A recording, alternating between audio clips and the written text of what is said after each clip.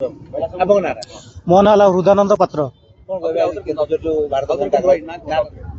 ମୋ ନାଁ ହେଲା ହୃଦାନନ୍ଦ ପାତ୍ର। ଏଇଟା ସମ୍ପୂର୍ଣ୍ଣ ଭାବରେ ସଫଳ ବୋଲି କହିବା। ସମସ୍ତ ମିଳିତ ଶ୍ରମିକ ସଂଗଠନ ମାନେ ଏକତ୍ରିତ ହେଇକରି ଶ୍ରମିକ ବିରୋଧରେ ଯୋଉ ଆସିଛି କଳା ଆଇନ, ଚାରିଟି ଯୋଉ ଶ୍ରମ କୋଡକୁ ପରିବର୍ତ୍ତନ କରାଯାଇଛି, ସେଇ ଶ୍ରମ କୋଡ ପରିବର୍ତ୍ତେ କୃଷକ ମାନଙ୍କର ସମସ୍ୟାକୁ ନେଇକରି, ବେକାରୀ ସମସ୍ୟାକୁ ନେଇକରି ବିଭିନ୍ନ ସମସ୍ୟା ଆପଣ ମାନେ ଗଣମାଧ୍ୟମର ଲୋକମାନେ ନିଶ୍ଚିତ ଭାବରେ ଜାଣିଥିବେ।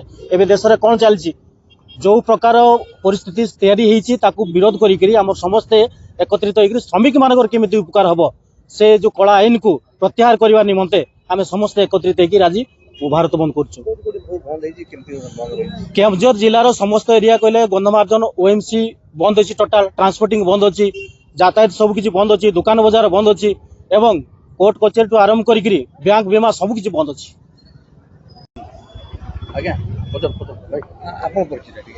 ମୁଁ ମହେଶ୍ୱର ରାଉତ, ଏଆଇଟିୟୁସି କାର୍ଯ୍ୟକାରୀ ସଭାପତି ଓଡ଼ିଶା।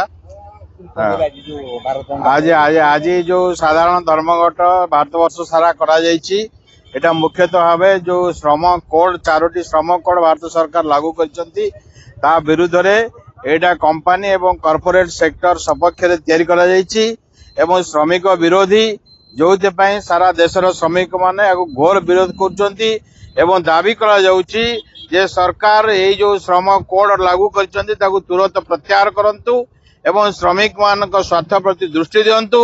ଶ୍ରମିକ ମାନେ 10 ଘଣ୍ଟା 12 ଘଣ୍ଟା ଯଦି କାମ କରିବେ 8 ଘଣ୍ଟା ବଦଳରେ, ତାହେଲେ ସେମାନଙ୍କ ଉପରେ ଚାପ ସୃଷ୍ଟି ହେବ ଏବଂ ବହୁତ କ୍ଷତି ହେବ ଶ୍ରମିକ ମାନଙ୍କର।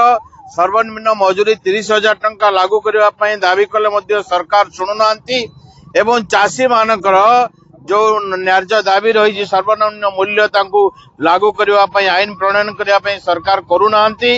ଦରଦାମ ହୁ ହେଇ ବଢି ଚାଲିଛି, ସରକାରଙ୍କର କୌଣସି ନିୟନ୍ତ୍ରଣ ନାହିଁ ଏବଂ ସାଧାରଣ ଲୋକ ଆଜି ବିଟେକ୍ ଏମଟେକ୍ ଇଞ୍ଜିନିୟରିଂ କରିକି ଚାକିରି ପାଉନାହାନ୍ତି, ପିଲାମାନେ ବେକାର ହେଇକି ବୁଲୁଛନ୍ତି, ସରକାର ସେଥିପ୍ରତି ଦୃଷ୍ଟି ଦେଉନାହାନ୍ତି।